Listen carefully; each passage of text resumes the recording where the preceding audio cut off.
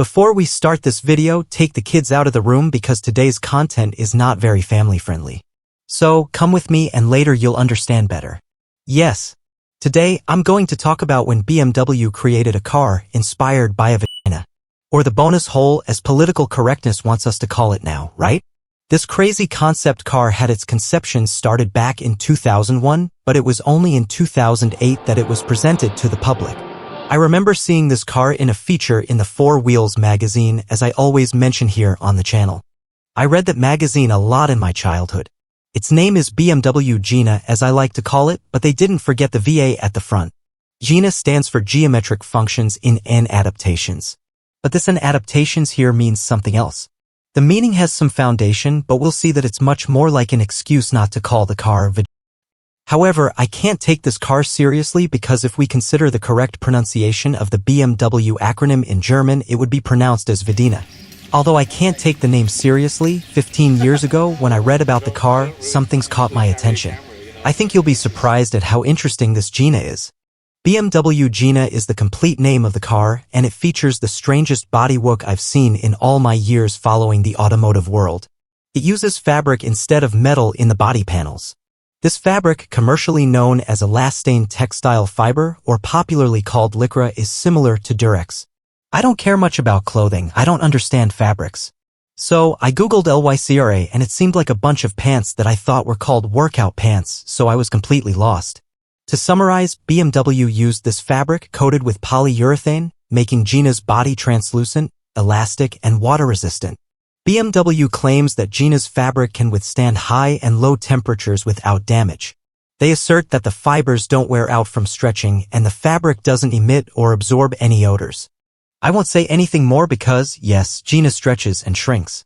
Thanks to something happening behind the scenes, it has a chassis with various electric and electro-hydraulic actuators that make Gina change shape.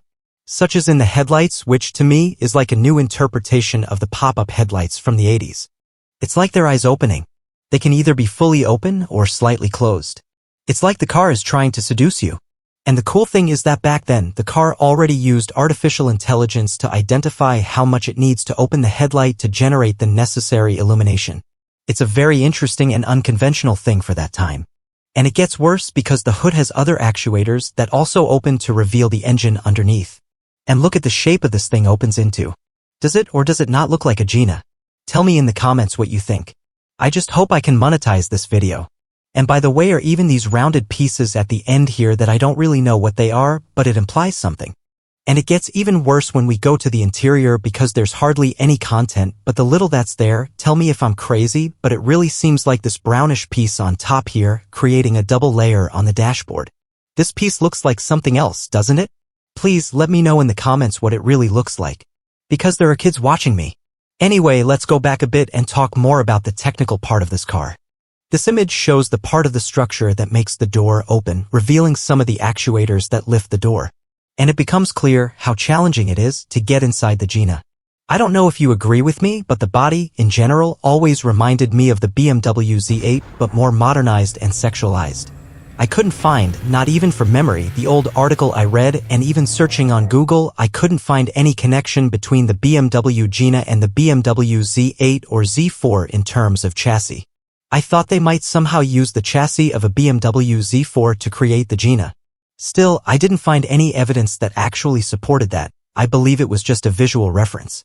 But given this crazy design of these body panels that move with a fabric on top, and given that it took almost 2,000 years to finish this car, we can conclude that the Gina has a unique chassis.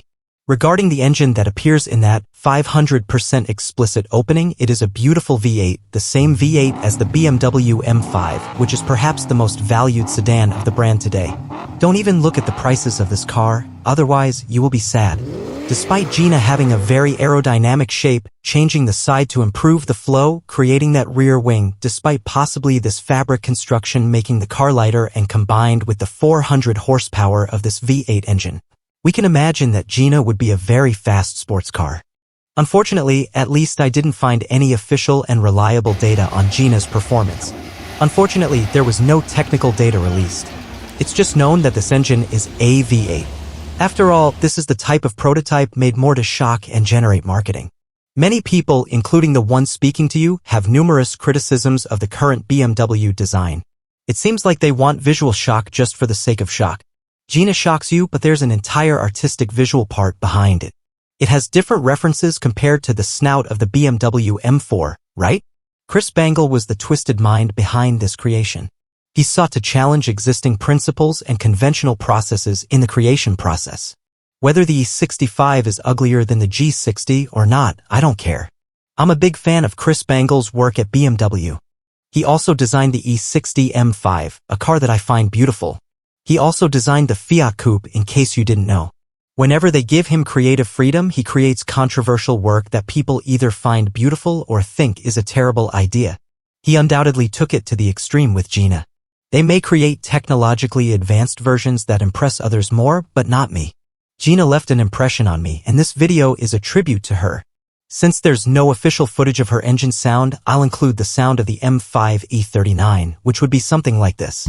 You look at Gina, imagine that engine sound there. Before I start having problems with my audience, before this video becomes even more explicit, I hope you took it as a joke, as I did. So, give it a like if you enjoyed this video, subscribe to the channel because we have several crazy videos like this. And the best thing is that it's for free.